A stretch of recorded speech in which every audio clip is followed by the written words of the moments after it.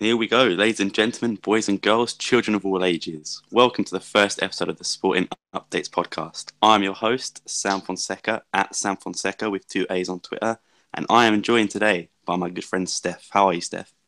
I'm doing pretty good, and I'm excited. This is our first podcast with Sporting Updates UK, and I'm also on Twitter with SCP 1906, the best, and it will be a good show today. Indeed, the first ever show of the Sporting podcast. If you want to follow us on Twitter, it's at SCP Updates EN on Twitter. So don't forget that. And today, before we get into the podcast, I just want to give you a quick description of how I want the podcast to go. I'm pretty sure how Steph wants the podcast to go as well. So this will be obviously an only Sporting podcast, and sometimes maybe talking about the national team, maybe in the case of today. So I hope you can tune in every week as well. Shout out to Sporting 160, 3 Tugas, PT3 podcast, and the 2 Portuguese kids. Obviously, they are pretty prominent in the world of podcasts, and we are grateful for them to letting us share a bit of the limelight. So, Steph, have you got anything to say on this? Basically, the same thing. This is for all of our followers, all of our Sportingistas brothers and sisters. The main goal of our podcast and our Twitter account, so everybody understands, a quick overview. We get the info from the most popular newspapers of Portugal, O Jogo, A Bola, and Record, and our official Sporting newspaper. And then we combine those news and we put them in our Twitter account. So it'll be easier for you guys. Instead of navigating to 6 different sites, you can go to one site and then see the news. And then if you want to look into it further, you just click on the link and you see the whole article. So that's our main goal, mine's and Sam's. And it's not only about football. We'll also be talking about the other teams, such as handball, volleyball, hockey, everything, the females team. So you're really in for a treat. Hope you guys like it. We put a lot of work into it, and this is all for you. And I'm a dad with 2 kids, and Sam, he goes to school. He has a full-time job, so we're doing this for the love of sporting. So there it is. Yeah, just like Steph said, it's something we've put a lot of work into. We thought of this for, I'd say, at least a couple of months now. So we haven't just rushed into anything. So we've had this planned out for a long time, and I hope you can enjoy it. So starting off, if you don't mind, Steph, I think we'll just dive straight into the questions. We got a few off of Twitter, so I'm just going to jump into the first one now. And the first one I'll give to you. So, out of all the Sporting signings that we have signed this transfer window, who has surprised you the most? For me, so far, it's been Jeremy Mathieu from Barcelona. Of course, he's French. And the reason being is everyone from the get-go, when we started the preseason, when he signed as well, a lot of people, including Sportingistas, were against his signing. And now he has proven to everybody he's got experience, he's a fast center back, and he transmits confidence to the whole team, to the whole defense. So hands down to Jeremy Mathieu. For me, that's my favorite new acquisition. I'm going to have to agree with you just on the basis that when we signed him, a lot of Barcelona fans were happy that we took them off their books. But exactly. I think ever since he's came, I could think we could say that he's probably one of the best centre-backs in the league, even though we've already played 4 games. But the way he controls the defence, and he also goes forward quite a bit as well, and good with the ball at his feet. So I think he surprised me as well. Okay, the next question comes in from @Hounds of Doom on Twitter, and he asks, if you could change one thing about the current Sporting team, what would it be? I saw the question actually, and I did answer on Twitter. I really wouldn't change anything. I'm very content with the goalkeepers, the defense sector, midfielder sector, and the offensive sector. I really think that if we get to keep all the players we have now, and that would exclude William Carvalho. If we get to keep him, even better. Don't get me wrong, I love him. But if he's sold today, which looks like he might be, it's not a guarantee, then I have total confidence in Battaglia. That was a really nice acquisition from Braga. I think Pedrinha, given the chance, he will develop and he'll do quite well. So So I wouldn't really change anything. I love the mix we have. Let's not waste any money. We have great offensive line, great players. Just leave it the way it is alone. If we do get somebody else because William Carvalho leaves, then great. But if we don't, I'm not going to lose any sleep over that. For me, maybe the only thing I'd change, well, it's happened quite a while ago, but I wish they didn't loan out Chico Gerards, just because I think he could be a good role player for us coming off the bench. I know we've got Yuri now, which is also a very good player, but I still think we could have kept Chico and he could have slotted in the Bruno Fernandes role. Say when Bruno Fernandes gets injured or he's tired, that we could always put Gerardes behind Bas Dost. So that's the only thing I would change. Next question comes from George _1962, and he says, "Are there any new signings coming into Sporting on transfer deadline day?" Well, the only thing I've heard was Jack Vardwell from England. Yeah. That if William Carvalho is sold, but from what I understand, he's like on and off, and he's been injured a lot of times. So that's how much I know about him, and that's because I was listening to one of my favorite podcasts, Sporting 160, Sporting 160. They're very knowledgeable. They really talk about Sporting in depth, and they were talking about this guy, and that's the signing I heard. Gabigol apparently he's set with Benfica. They should be announcing him pretty soon. So that's the other name I heard too, but I wasn't really crazy about him. And that's basically the main two names I've heard. But besides that, I haven't heard anything else like concrete. I've heard a lot of things, like you've heard it, but that's the only two names that kind of was on the spotlight. I hope Jack Rodwell doesn't come, just because I think we've got Polina and, like you said, Battaglia, even Petrovic as well. I think they can do a job. I don't think we need to waste money on a player that we've already got a position stacked full of players. So it'd be a bit of a waste of signing for me. We've got two more questions, and one is from at Peter1678, host of the PT Footy podcast. He asked both of us if you could sign one player that signed for Benfica or Porto for at least 5 years, who would it be? And for me, if you don't mind, I'll just start off with this one. For me, I'd probably say either Alex Telles from Porto, because obviously he's a fantastic left back, was the best left back for me in the league last year. Or even someone like Miguel Layun, who's also a left back but can also play the right back, the CDM role, a very versatile player. So what do you think, Steph? Well, from Porto, I love the consistency of Felipe, the centre back.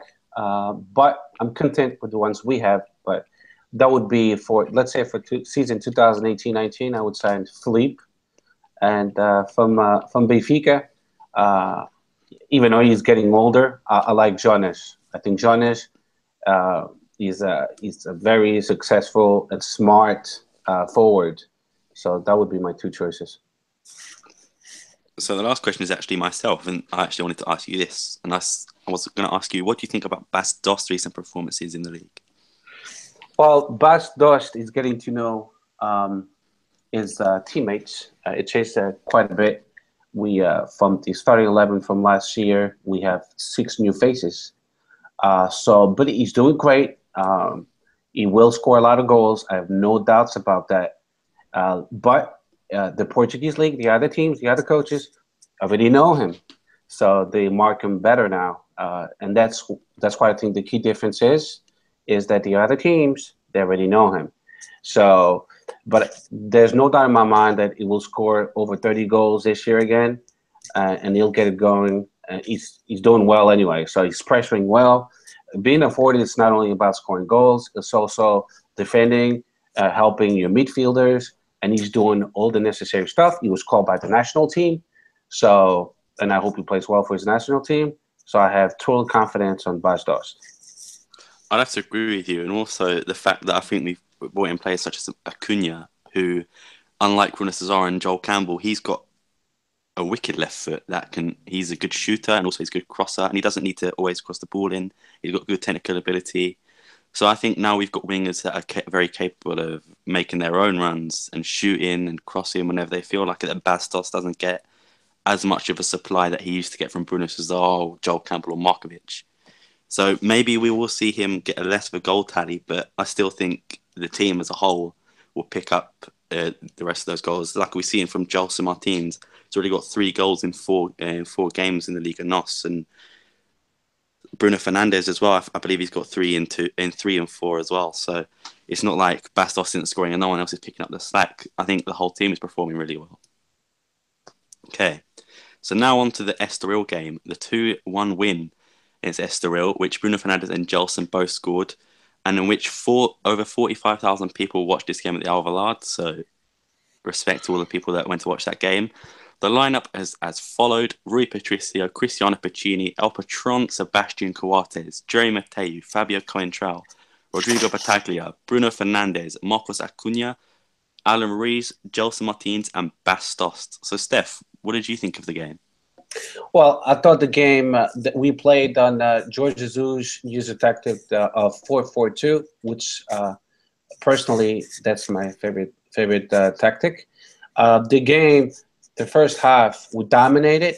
We did what we were supposed to. We scored early. Gelson Martins scored in minute 4. Bruno Fernandes scored in minute 11. Both beautiful goals.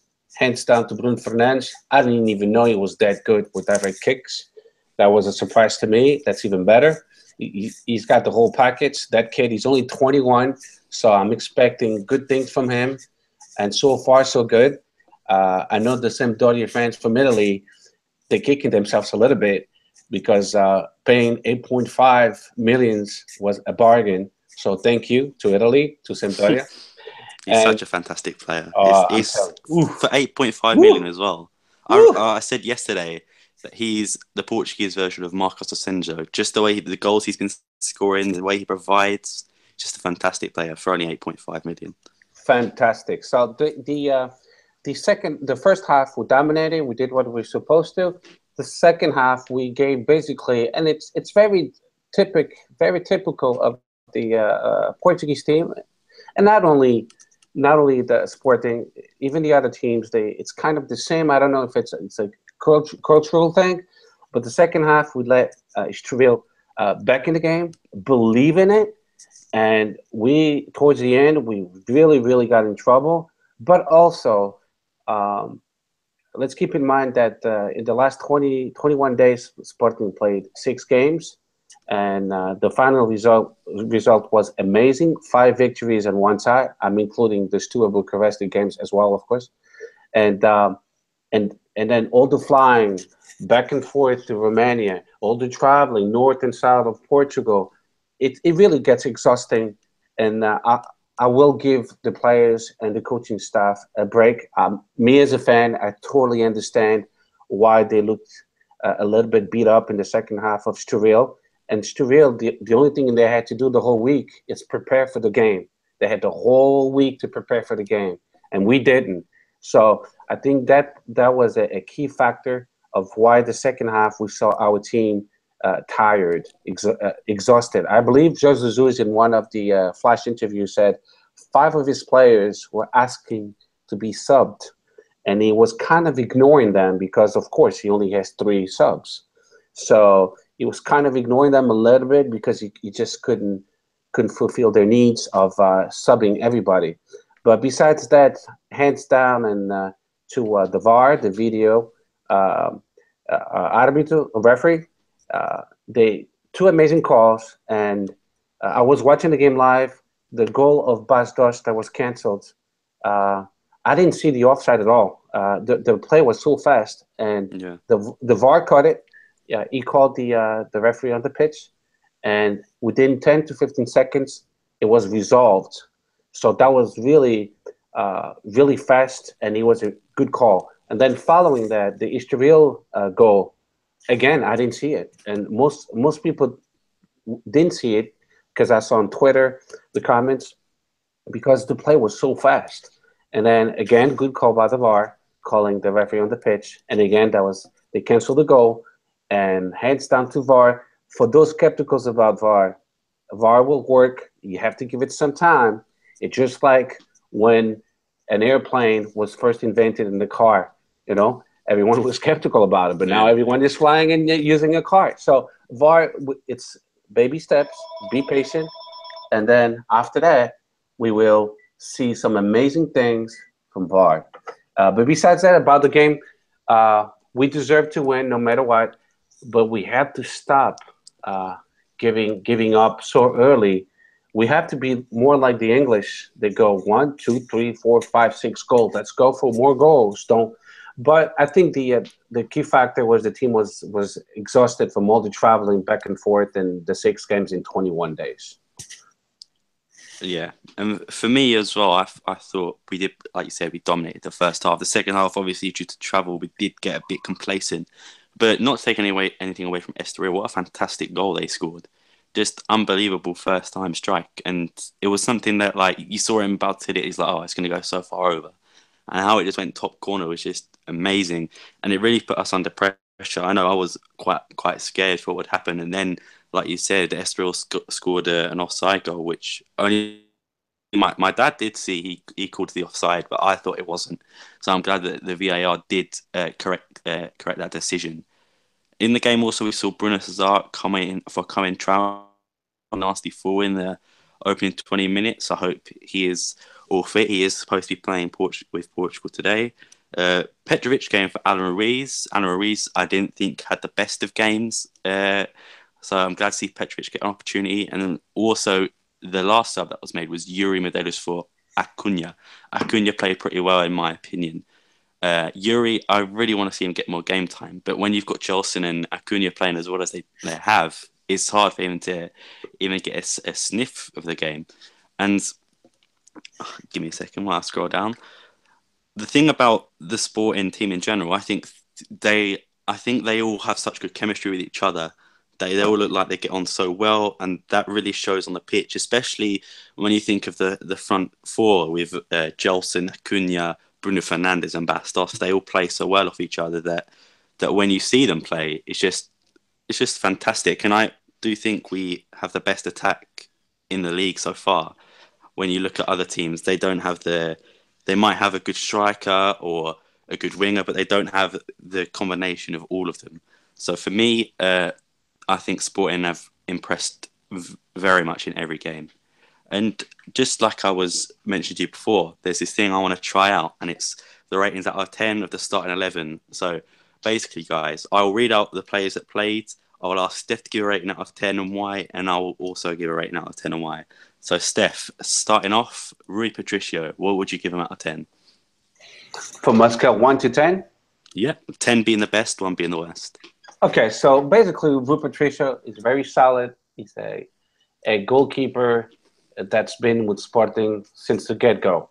And he's a solid 10 just because he's a symbol of Sporting, and we know he loves Sporting, and he transmits a lot of confidence to the defense sector, which is needed, because if you have a shaky goalie, the whole defense will basically go to shit. So he's a 10, yes. For me, there was really nothing he could do about that Estoril goal. It was just perfectly placed in top corner. So for me, I wouldn't say I'd give him a 10 just because he did make some good saves, but I wouldn't say he made fantastic saves. So I'll give Rui Patricio an 8 out of 10. So now on to Cristiano Piccini, rating out of 10. Okay, so Cristiano Piccini, a very solid game too. I'll give him an 8. He still needs to improve with his crossings, a little bit weak. That's why Bastos is kind of not scoring goals, because the left fullback, the right fullback, Fabio Coentrão, a little bit better. He crosses better, but he needs to get better with this crossing. So an 8 for Piccini. Defensive-wise, he played well. Nothing to say. An 8. I wasn't really impressed with Piccini this game. Just on the fact, like you say, his crossing was terrible. His defensive work, I would say, was okay. His defensive work was good, but I believe that we bought in Piccini when we've had a similar player in Scalotto. I don't see the difference between those two. And I think, I'm not sure if you noticed, when Piccini goes on runs, he always turns back. He's always afraid to run forward with the ball. As soon as he gets the ball, he'll just pass back or pass to the side. And I think I think maybe we should give Ristovski a try in the next game once he's used to the system, or even bring back Scalotto, just put him on, just to give him a chance. But for me, Piccini, a 6 out of 10. It sounds harsh, but that's my opinion. Just a 6 out of 10. El Patron, Sebastian Coates, rating out of 10. Okay, so Coates again, very solid performance.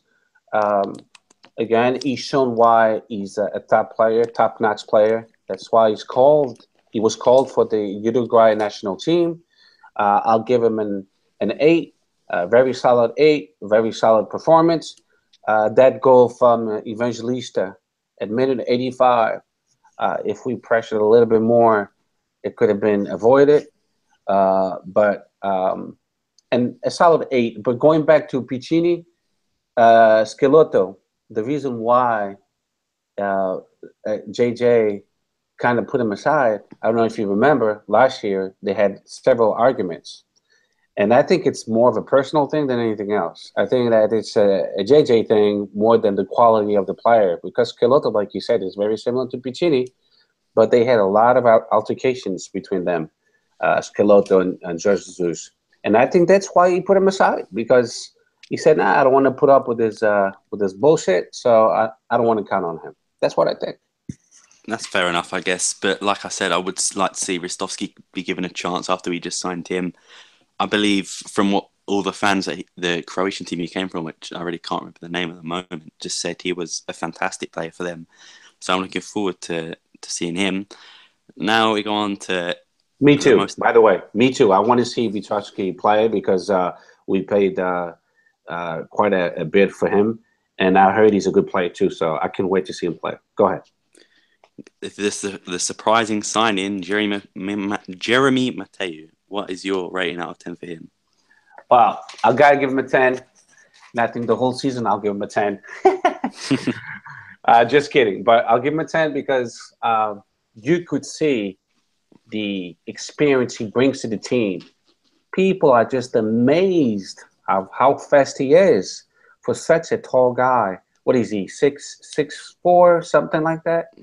Must be, yeah. Yeah, so he's really fast. And the key thing for a center back or any defender, it's to cut the play without fouling the opposite team player. So you can avoid yellow cards and red cards. And he does it so well when he cuts those plays. I've been paying attention to him. It's such clean plays, tackling and blocking the offensive plays from our opponents. You could see all of his experience. You could see he's been on Champions League finals. You can see he played in the best team, one of the best teams out of the world, Barcelona. So I believe that while I know that Sporting got really lucky with this signing, so hands down to Jorge Jesus and Bruno Carvalho in signing such a great player, and we're very lucky to have him. So a 10, solid 10 to my man, Jeremy Mathieu. I agree with you. A 10 out of 10, in my opinion, was man of the match defensively. I know I'm going to say who was man of the match in the entire game in a minute, but I think the way he defends and the way he even overlapped some players, I think at one point he overlapped Bruno Fernandes on a counter-attack, which was a sight to see. Like you said, he's fast. He's also tall. He can win headers. He's good at winning fouls too, and make sure he doesn't give away as many fouls as well. So for me, definitely a 10 out of 10 for Mateu. What a great signing we got, especially for free as well. Mm-hmm.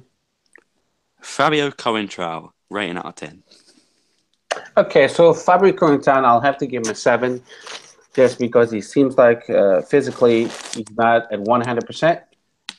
He was one of our subs, like you said before. Julio Cesar came in for him. Bruno Cesar came in for him. And I'll give him a 6, even knowing that you could see his quality. You could see he just doesn't know how to play bad. He plays well all the time. But he's not fit for 90 minutes yet. It's understandable because he was in Real Madrid for a long time, not playing at all. But now he's picking up the slack. You could see he's getting better and better each game. And I'm giving him a 7 just because he was a sub. He came out. But his crossings are phenomenal. His relationship is with Acuna is impeccable. Those two together on the left column, they really click. They have a great chemistry. So it's a solid 7. I like what I see when he's on the pitch. He gives me extremely, as a fan, confidence. So I just want to see him to get in shape at 100%, so he can actually finish the games, because the sub should be mostly for midfielders or when we need an extra attacker forward. So that's it. A 7 for him. I'm gonna have to agree with it as well, but I think the reason why he didn't look as fit as we think is because did you see in the I think it was the opening 20 minutes he went down with a knee problem. He did carry on, but I think that did uh, cost him a lot through the game as well. He did look a bit slow. He didn't look as aware as he should have as well. I'd give him a 7. By the way, interesting fact about Fabio Contral. For Real Madrid, the years he was been there, he only made 43 appearances for them, 43 starts. Exactly. That's a season and maybe like a couple of games. Exactly. You can't expect immediate fireworks from him. We're going to have to ease him in. Some games he might not even start. He might just come in as a sub for Jonathan Silva, who is a very reliable left back as well. So I think we're in good hands. Yeah, we got to give him time. That's definite. We got to give him time, and then we'll see Fabio Coentrão as he was playing the Rio Ave, and he was as he was playing for our rival Benfica back in the days, and he'll be back again playing 90 minutes. But he's doing well. He's doing well. I'm not criticizing him. I just want to see him fit. That's all. His performances also got him caught up to the national team as well, so he must be doing pretty well if he's caught the eye of Fernando Santos. Oh, most definitely, most definitely. I mean, Fabio Coentrão, like we say in Portuguese, o que a gente sabe nunca esquece. Once you know it, you'll never forget it. So this guy, he knows what he's doing. You can see he's cool like ice.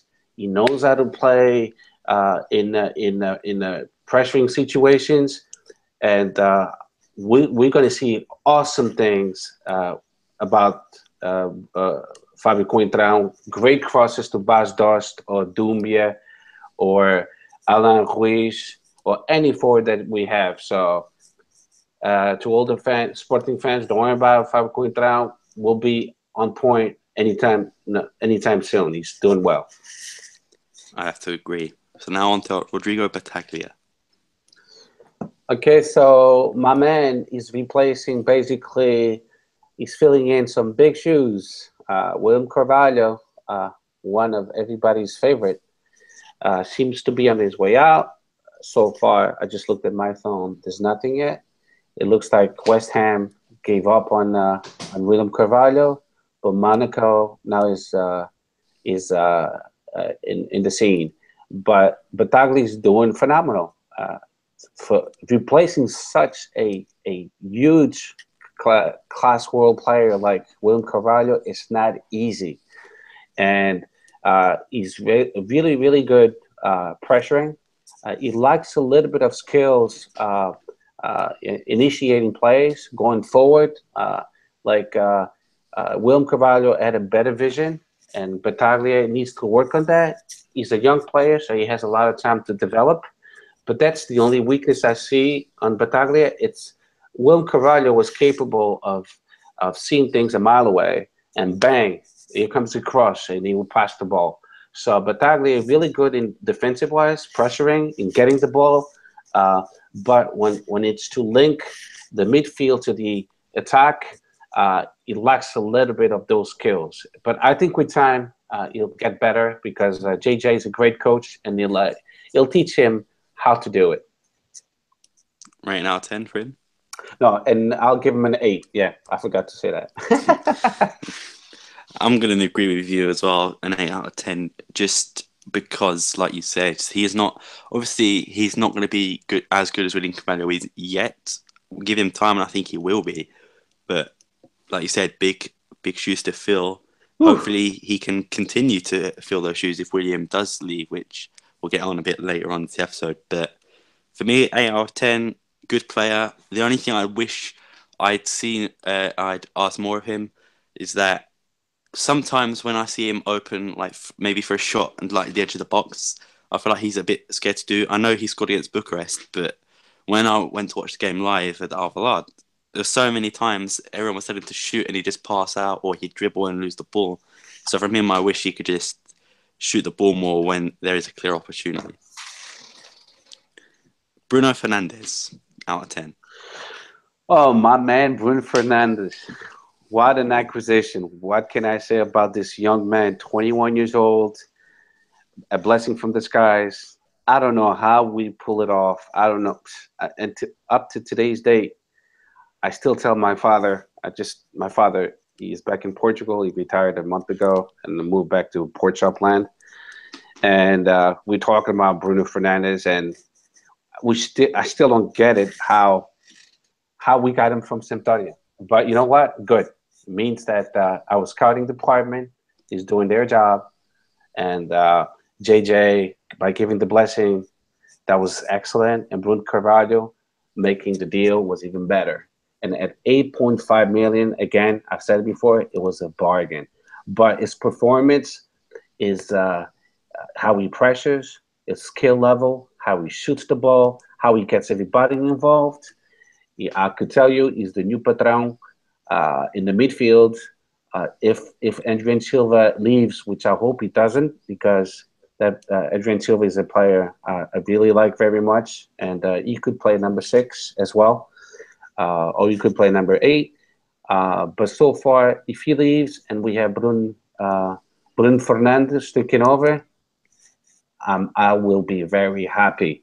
But with that said, Bruno Fernandes is just a young player, 21, and then if he gets hurt or if he needs to be subbed, that's why I would like to see Andy and Silva stay to complement each other, because you can only give so much. He's not going to play every game. I wish he does, but he will get exhausted at times. Hopefully, he'll never get injured. So that's why we need Andy and Silva to stay. But Bruno Fernandes, I'll give him a solid 10 because he's been just amazing. And it's not only Sporting he's just talking about it. It's also Benfiquistas, Portistas, all the commentators on TV, all the shows in Portugal, even the Italian media already recognized that Sampdoria made a huge mistake in selling him and so cheap. So my man, Bruno Fernandes, a solid 10. I agree. If I could give him 200 out of 10, I would. He's just a fantastic player. And like you said, the Italian media are starting to realise. I believe he got into, I think it was Gianluca Di Marzio's team of the week a couple of weeks back, which included the likes of, I believe, Lacazette, and you've got Messi and Ronaldo. All those players that he could have picked, and he's picked Bruno Fernandes in the team of the week across Europe. So I think he's making big strides in his game. He's definitely getting scouts and other clubs to be wary of him. I'm sure he's got a release clause of a big fee because Bruno Carvalho isn't stupid. He knows what he's doing. So if he continues his performances like this, I don't see why a club next year wouldn't take the chance on him just the way he's playing. Like I said, he's Portuguese version of Marcos Asensio. Just the way he can strike a ball, he can pass, he's got the pace as well. It's not like he's just, well, in most times he's come out of nowhere, because I think everyone knew of him in Italy but wasn't sure how well he would be. So I'm glad that Sporting took the opportunity to sign 8.5 million. Like I said, an absolute steal. 10 out of 10 for me. Man of the match by far. Now we go on to Marcos Acuna. Marcos Acuna, from the get-go, when Sporting the first option, so I believe everybody knows this, but just in case, I'll bring it up again. Marcos Acuna, when the preseason was going on, was not the first option. It was Pity Rodriguez. So when I saw, I did my own little research, and I spoke to several fans from Argentina, and they were basically telling me that Marco Cunha is a more pressuring midfielder. He gives more to the game. He sacrifices more to the game, and that's exactly what I'm seeing. I mean, him and Fabio Coentrão on the left side, I feel so good about it. I feel so confident that this year for a long time, I haven't seen such a great left side. I mean, Acuna brings such security, such safety, a safety net, such confidence that I'm so glad we got him because he's not very skilled, but he's very dedicated. He sacrifices himself to the limit, and to the team. And he's such a key player and such a team player. His chemistry with the midfield is impeccable. His crosses are lethal. There's a reason why JJ picked him for all the corners and the indirect kicks. He was the one who was picked, and you could see how well he crosses. And I think again, uh, good job by the scouting department, hands down. Our scouting department this year did a phenomenal job in picking and choosing uh, each player. And for most people to understand why Sporting did it so soon, it's because we had the playoffs, the Champions League's playoffs. That's why Sporting started building the team a lot sooner than the other two or the remaining of the league. Uh, so because I heard so much on I heard it so much on Twitter. Why is Sporting, getting all these players so early? Well, we had to prepare for the Champions League playoffs. That's why. Um, so Acuna, hands down, my man. He gets a 9. He's we lucky to have him again, and but he's lucky to be a Sporting Club Portugal because we're one of the best clubs in Europe, and I'm expecting a lot of good things for him. He scored a goal in Romania against Steaua Bucuresti, and I'm expecting more goals from him. And his commitment to the team, his commitment to the fans, and to the club, it's just amazing. So a solid 9 for my man Acuna. I agree, 9 out of 10 as well. And I was listening to your thing, and I just thought of my head. We've gone from the defense and the left side from Marvin Zegler and Bruno Cesar to two-time Champions League winner Fabio Coentrao and Argentinian League Player of the Year Marcos Acuna. Yes. It's just amazing how well our scouting department have done this year in realizing, okay, the left mid and the left back role were absolutely horrible last year, to say the least, and now we've got some fantastic players to fill those holes. So for me, again, Marcus Cunha, 9 out of 10. I agree with everything you just said there. I think he's quite underrated. I think just because everyone talks about Bruno Fernandes and Gelson, that they sort of do leave out Marcus Acuna a bit. So for me, yep, 9 out of 10. I hope he continues his great form. He did get bought off for Yuri, but I don't think he was bought off because he was playing badly. I think it was just because he was tired. Exactly. Alan Ruiz. Alan Ruiz, I like him very much too. But you could see he hasn't played for a while, so he lacks a rhythm. He just came from a huge injury. Uh, 2 thumbs up because the injury is gone, so that's good. But now, with that said, you can't just start in a official game and play as well as he did last year towards the final of the season 2016-17 because you could see he lacks a rhythm. So and how can you get rhythm? By playing. So Jorge Jesus is doing the proper thing. He's playing him like he has to if he wants to regain that player. And he will regain him because he's a very talented, very skilled individual. But in the game with Sturil, I think everybody agrees he was holding on to the ball too much. And this new team of Sporting, they pass faster, they look for the open space, and he was just not quick enough to the reality of today's Sporting. So, but with given time, he will be much better, and I'm going to give him a 5, just because you could see he lacks a rhythm. So, but I'm expecting big things from him, and we do need him because it's a long season. It's an average of 60 games, so we will need him at some point. I have to agree. I was going to actually say 5.10 as well. But like you said, he did suffer a horrible injury. It wasn't just like a little knock. It was a pretty bad injury. I believe he was a tear somewhere in his knee. Mm-hmm. So obviously it's going to take a bit of time for him to get to the form he was before he got injured. And like you said, I believe Georgie's doing the right thing. Not just playing him, but when you start a player as well, it makes their morale go up as well. So it's not like we're just bringing you on. He's trusted Adam Ruiz to start there. And he didn't play bad, but like you said, you could see that he was a bit tired and a bit out of sorts because he hasn't played as much. But I'm not sure if he plays next game. I hope to see if they stay a midfield of Adrian William and Bruno Fernandes is playing behind Bas Dost. So Alan Rees may have to wait for his chance to get back in the team after that performance. Gelson Martins. What can we say about Gelson Martins? Gelson Martins is a product of the Academy of Sporting.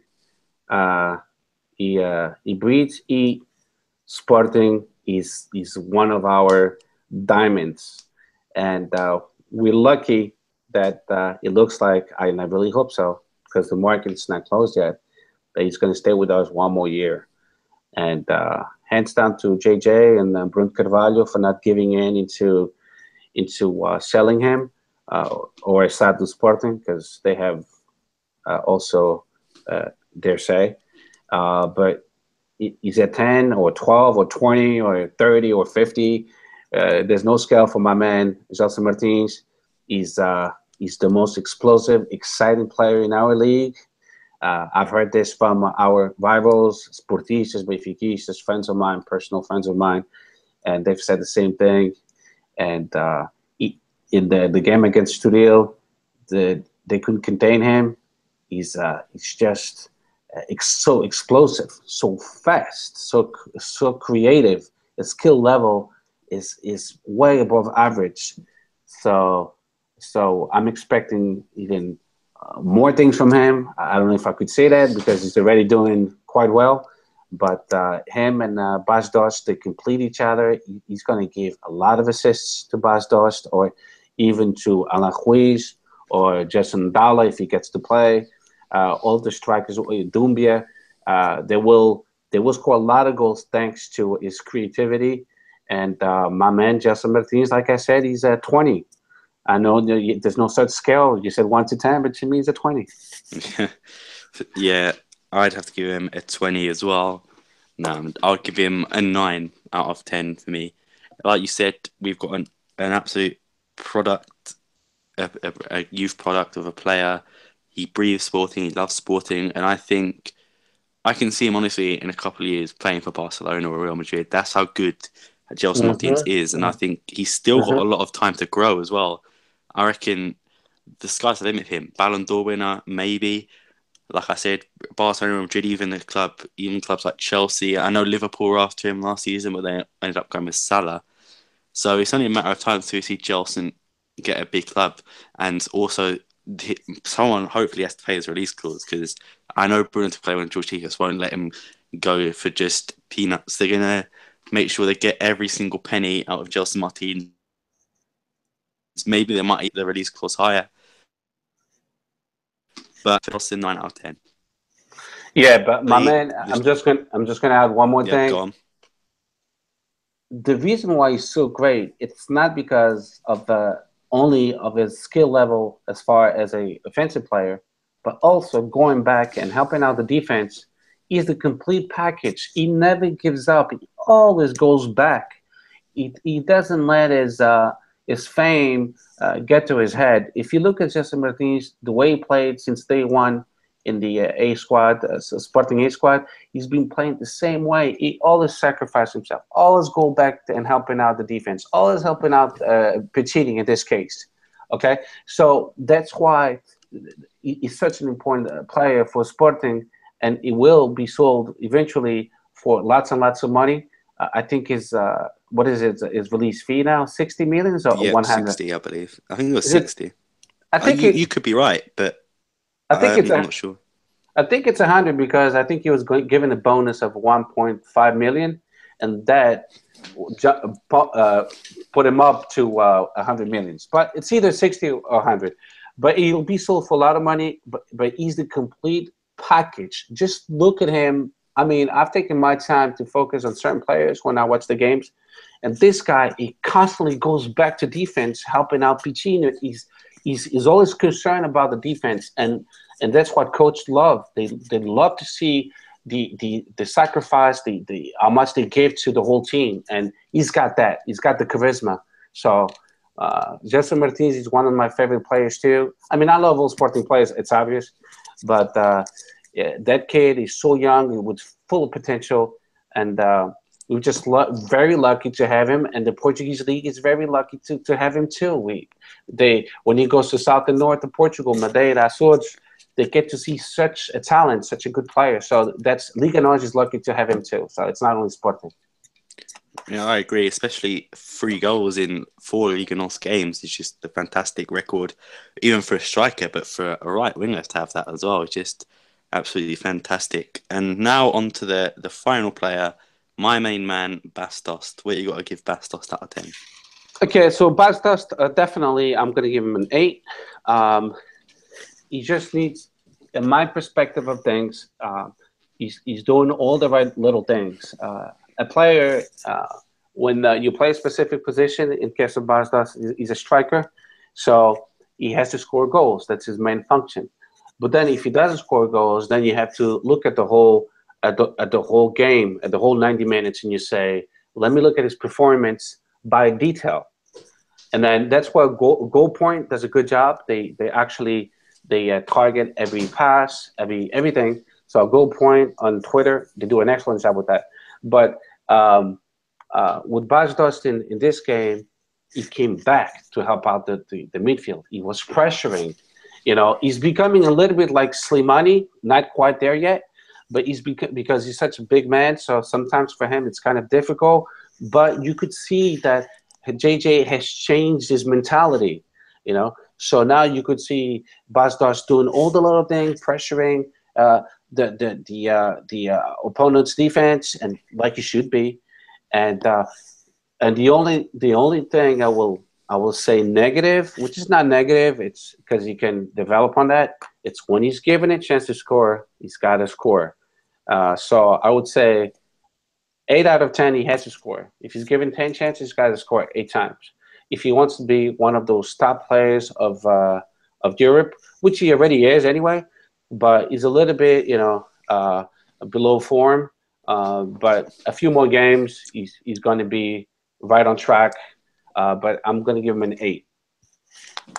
I'm going to give him a 7 just on the basis that I feel he didn't do as much on, like you said, he did a lot on the defensive end, but on the offensive end is where we expect Bastos to be in his form, and I don't think he was.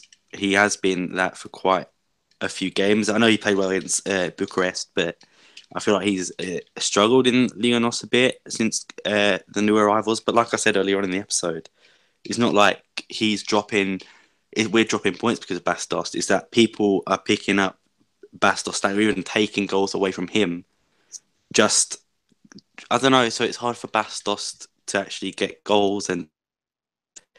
But 7 out of 10 for me.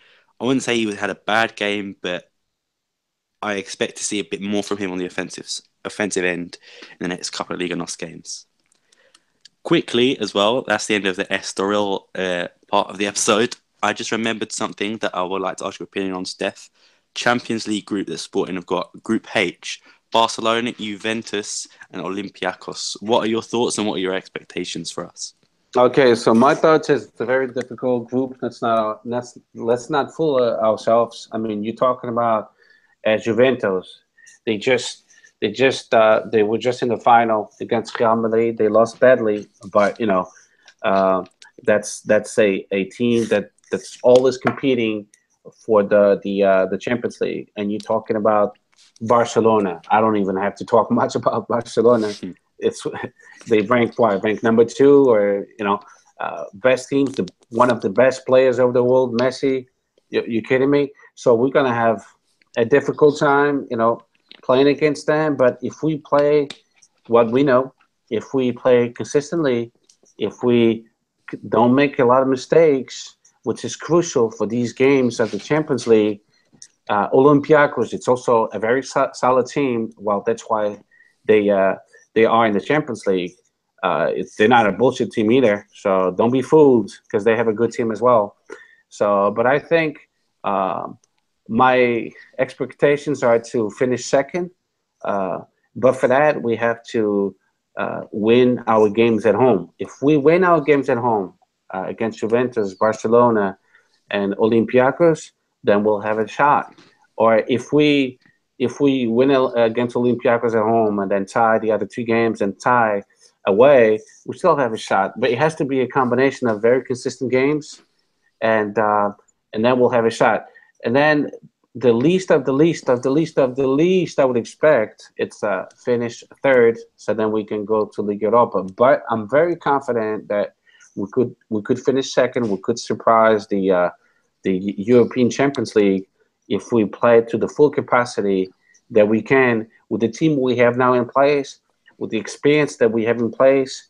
I think we could surprise a lot of people, and I'm very confident. But I do know it's Juventus and Barcelona. I'm not fooling myself or any Sportingista, but let's be realistic, guys. If we play to our full capacity, I really think we have a shot. But the least of the least will be the third place. And that's it. For me, I expect the third place. I believe we can upset Barcelona or Juventus, but I wouldn't expect us to get the second place. Just like you said, Barcelona and Juventus were the last year's finalists for the Champions League. Barcelona, they didn't have a great season last year, but they're still a fantastic team. They've got fantastic players such as Messi, Ousmane Dembele, Luis Suarez. Their defence and their midfield is also stacked. And like you said, Olympiacos as well, the reigning Greek champions. They are not a team to be messed with. They obviously going to Greece as well away is going to be a tough game. So I expect us to get third, but I wouldn't be surprised if we also finished fourth. And I know that's not really supportive of me to say, but when you look at the teams in that group, it's hard to think that we could go far in this competition. I expect us to get third, but I would not be surprised if we get fourth. And to add to that, as an interesting fact, Olympiacos player used to play for us, Andre Martins. So he'll be coming back to the Alvalade. I hope he receives a warm welcome because he was always a decent player for us. So, Steph, on to your favourite part of the show, the sporting universe. So, Sporting just isn't a football club. We've got lots of different teams, lots of different sports. So, over to Steph to give us the weekly roundup of the sporting universe.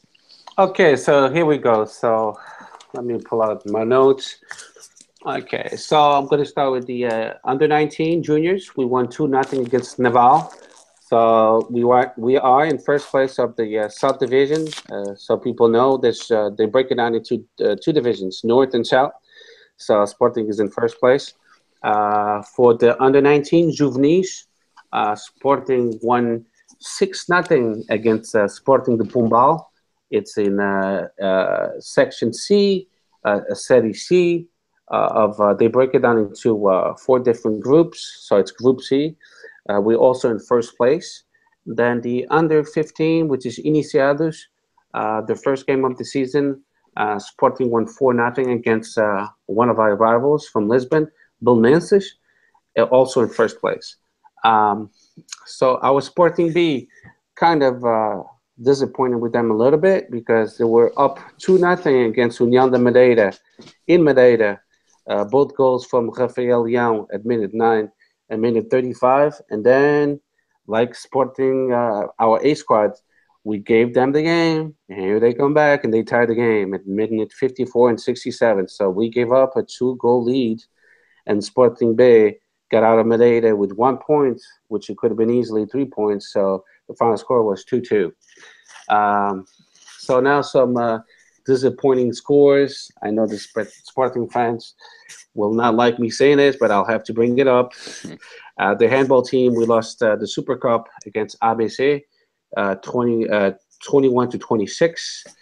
Very disappointing because we're expecting to win ABC because they lost some key players and they lost their coach, which went to Benfica. So then beach soccer or beach football. I'm in the US, so I'm sorry. We still say soccer.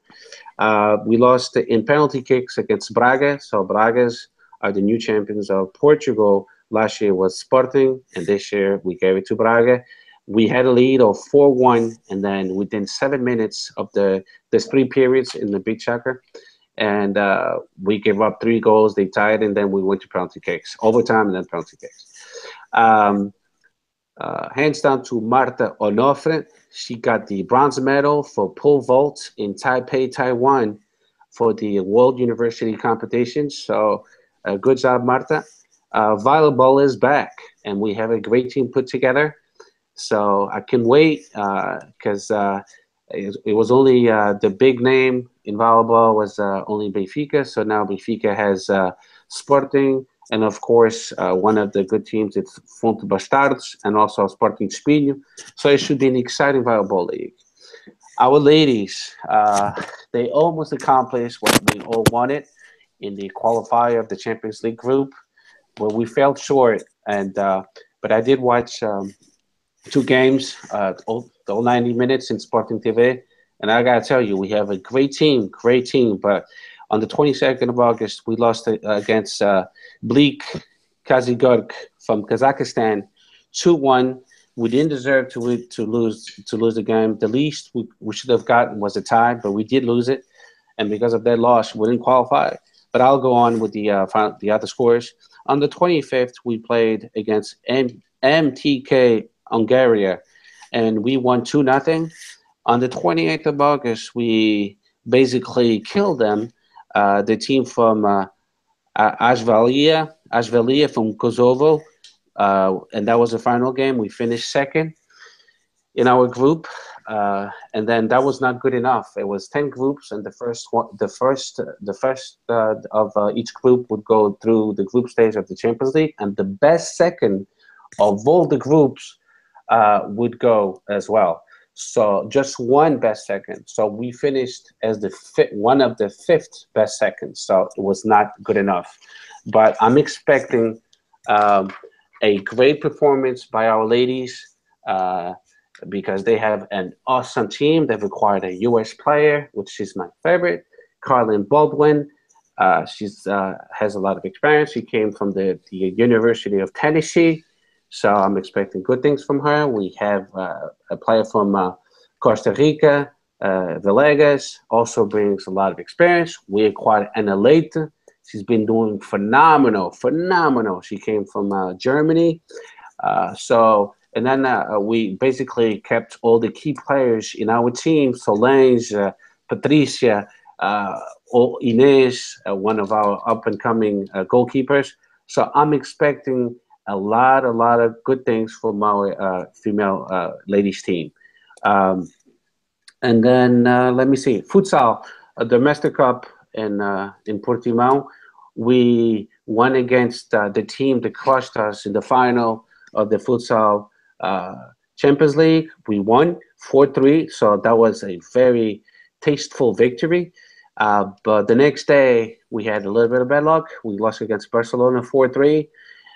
They scored the last goal, believe it or not, with 7 seconds left. That was a killer. I was watching the game. I almost broke my TV. Barcelona won the trophy.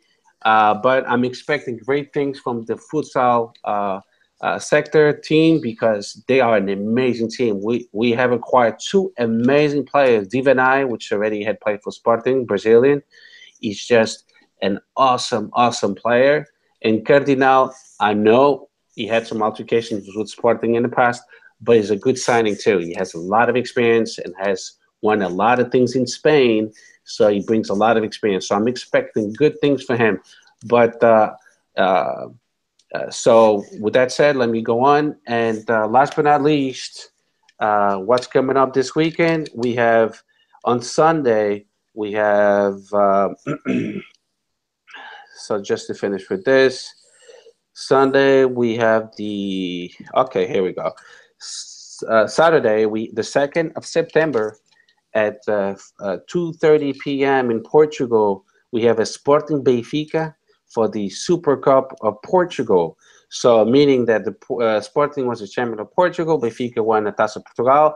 So now both will play at that final, the Super Cup. So it'll be at 2:30 in Portugal, at 9:30 in the morning in the East Coast in the United States, and 6:30 the Pacific time in the United States. And they will play it at RTP1, Portugal and the US. And then on Sunday, we have our Ladies Super Cup, which will be Sporting Braga. Um, and in this competition, will be on the 3rd, which will be Sunday, at 1500 Portugal or Europe, 10 Eastern Time in the US, and 7 Pacific Time in the US. And again, we'll be playing in RTP1 in Portugal and in the US.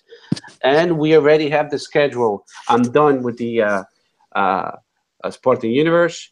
Now, going back to our A squad, we already have round number 5 scheduled, which will be on a Friday, on the 8th of September. And it'll be in Vila da Feira against Feirense. That's actually where I'm from. I'm from Aveiro. And the game will be at 1900 Portugal European time, 1400 at Eastern time the US, 11 in the morning Pacific time. And this will play on Sporting TV in Portugal. And here in the US will be on Go TV or Fubo TV if you have the app. And that's all I have, buddy. So Okay, thank you for that, Steph. Like I said, Sporting is just not a massive club in football. There's also so many other sports. We are up there in terms of titles alongside Real Madrid and Barcelona, just in other sports. So I don't know a lot of the Sporting family care about that. So that's something we wanted to add to this podcast as well. So it's not just football, it's lots of other sports as well. Now, we've hit the hour mark on our podcast, so I don't think we're going to have enough time to talk about the Portugal game, but just quickly, Portugal play today against Varoanas in a couple of hours. So don't forget to watch the national team. I believe they're on RTP on Portugal, in Portuguese TV. Like Steph said as well, you can watch it on Goal TV and Football TV on the US. And in England, I'm not really sure it's being shown. I don't believe so. So that's it. I hope Portugal win. Cheer on the Seleção. And we expect nothing but the 3 points. Now, to end this podcast, me and Steph are going to talk about the transfers. As today is transfer deadline day, obviously, we have some very interesting news over the last couple of days, last couple of hours. So, Steph, what's happening with William Carvalho? well, Willem Carvalho is an enigma. So West Ham has been interested in Willem Carvalho for the longest time, and the British fans, they've been going back and forth on Twitter, BBC, keeping us up to date. The last piece of news was that BBC said West Ham has given up on Willem Carvalho, so Monaco now jumped into the scene. They're interested in Willem Carvalho, but all depends if Fabinho is sold. If Fabinho is sold, then it looks like Leonardo Jardim, which knows Willem Carvalho quite well, will go for Willem Carvalho. So I really don't know what to expect at this point in time. If he stays, even better. So that'll be awesome. So, but if he gets sold, I hope it's for the proper fee. So that's so far. I'm looking at my Twitter account. I'm looking at Record, a Ball Jogo, and so far the latest was BBC stated West Ham has given up on Willem Carvalho, and Monaco now is interested. I think that's great news for Sporting fans. But if William did have to leave, I'd prefer him to go to Monaco just so he could play Champions League football. And obviously, Monaco are one of the best teams in France. So if he does leave, which I hope he doesn't, I hope he goes to Monaco. Also, Steph, some interesting news about Adrian Silva has come in the last couple of hours. What's happening? Yeah, so apparently Leicester has shown some interest in Adrian Silva. And again, all depends if Drinkwater goes to Chelsea. If it hasn't been officially announced, but apparently Chelsea wants to buy Drinkwater from Leicester. And if that happens, it looks like they will go after Adrian Silva. So that's the latest on Adrian Silva. Again, a player which I hope doesn't leave, but I think it would be a great opportunity for him to go play in the Premier League. And I feel that if he does leave, Sporting have suitable backups in Bataglia and Bruno Fernandes that we would be fine. Yep. Some news about Galgo Ezequiel Schelotto. What happened with him? With who? Schelotto. Oh, Schelotto. So apparently, no, that's official. He went to Brighton in the Premier League for 2.5 million and 500,000 in objectives. And we kept, I don't know why it was 12.5, but we kept 12.5 of his percentage of his pass. So that's a done deal. Woo, and that's good because his salary was like close to $1 million euros, €1 million per year. So that was a good relief for the Sporting side. Yeah, good luck to Schlotto as well. He wasn't the greatest of players, but he did always give 100% when he put the shirt on. So I hope he does well for Brighton. Now, there is two more interesting outs, and the first one, rumoured to be Rui Patricio. What have you got on Rui Patricio for us, Steph? They talking about Paris Saint-Germain, and that's because of the ex-Porto director, Antero Henriques. He knows him quite well. Yeah, he knows the Rui Patricio inside out, and they lost the confidence of their goalie in Paris Saint-Germain. But I really hope he doesn't go. I would be totally devastated if Rui Patricio left Sporting. He's one of our symbols. We all love him, and of course he could get paid a lot more in Paris Saint-Germain. But Sporting already pays him well. He has all the cariño. He has all the friends love him. He's one of the favorites. I really hope he doesn't go. But if Sporting wants to sell him, hey, you know what? Make them pay 45 million then.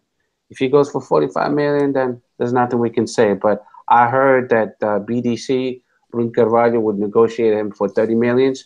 But so far, nothing really. There's nothing going on the social media.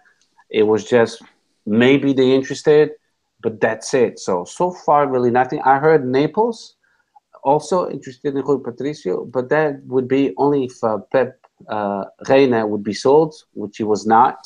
So I don't think that's going to happen. I think 98%, 99%, he will stay with Sporting Rui Patricio.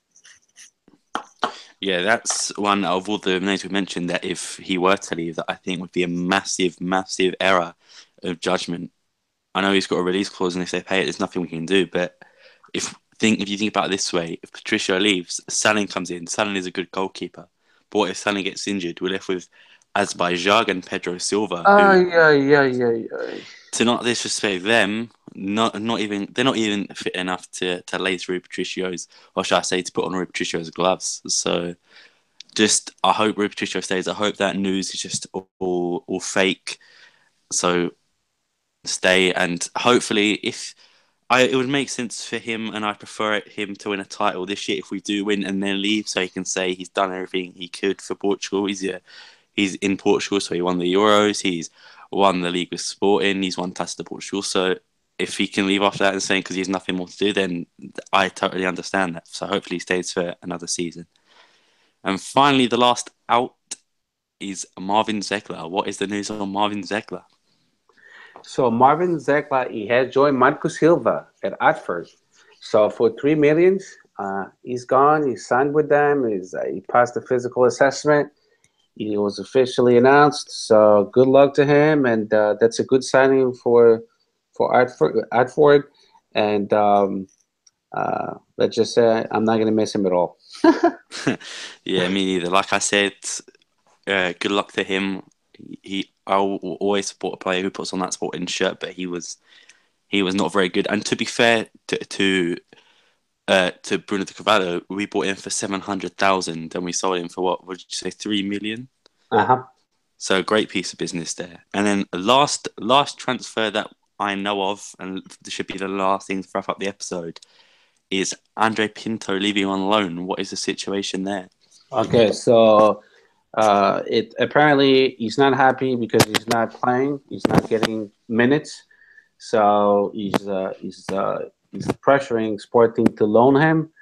I don't know if it's going to happen, but that was the last thing I heard about Andre Pinto. But there's nothing definite. So